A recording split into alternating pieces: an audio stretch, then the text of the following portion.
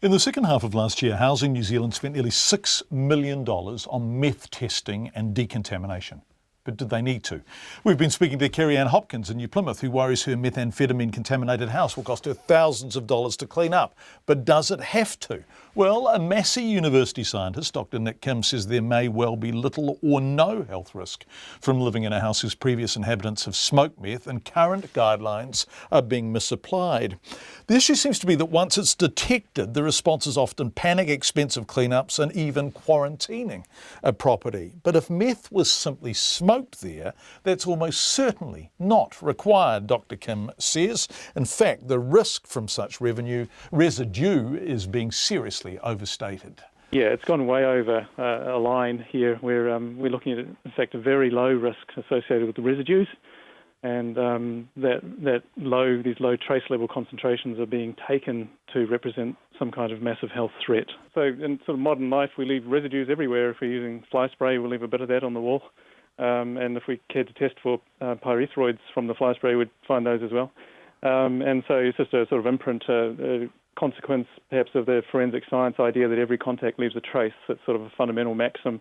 But at sort of CSI levels, you can go around and detect things if you care to look for them. Okay, so once we've found them, then it seems to me, and this is certainly the inference that I've taken from from the guidelines for the remediation of clandestine methamphetamine laboratory sites, which are the Ministry of Health guidelines, that we need to tidy it up, and there is real risk from being exposed to these kinds of residues. Is that the case? No, not in my view, no. That's really a misinterpretation of what a numerical guideline is and what it's designed to do.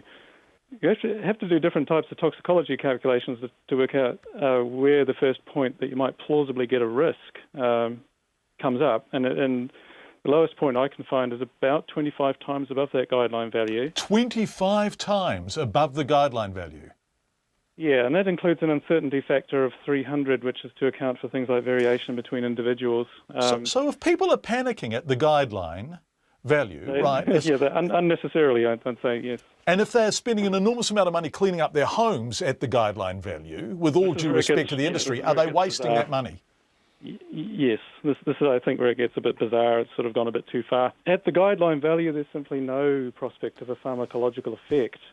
If there were, then I think meth addicts would go into these properties and rub themselves against the walls. And if I could just switch from the forensic maxim of every contact leaves a trace to the toxicology maxim, which is that the dose makes the poison.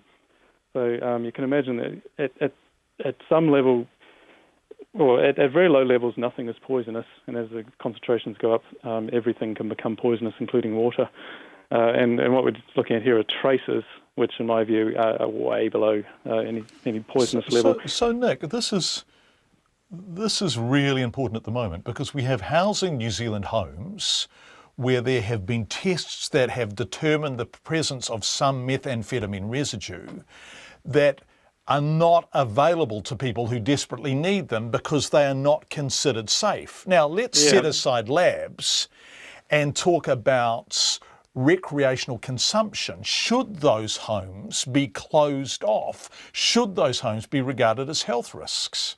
I don't think if the only basis for that classification is that they exceed this extremely conservative guideline value, then I'd say no, that's a complete overreaction. In fact, the health risks you're creating there come in two forms. There's the concern and worry actually generates its own type of health risk. There's something called the nocebo effect, which is the evil twin of the placebo effect. Yeah. But there's also the idea of just putting people going out and living in cars when they have a perfectly habitable house that they could be in. And that is a concern to me. I think we're possibly creating more health problems than,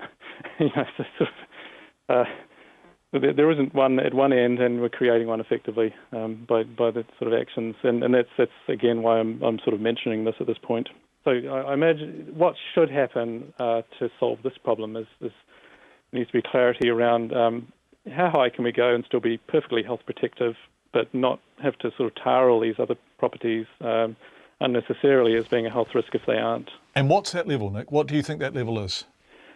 Well, at the moment, I'd put that at about 12 micrograms per 100 square centimetres myself.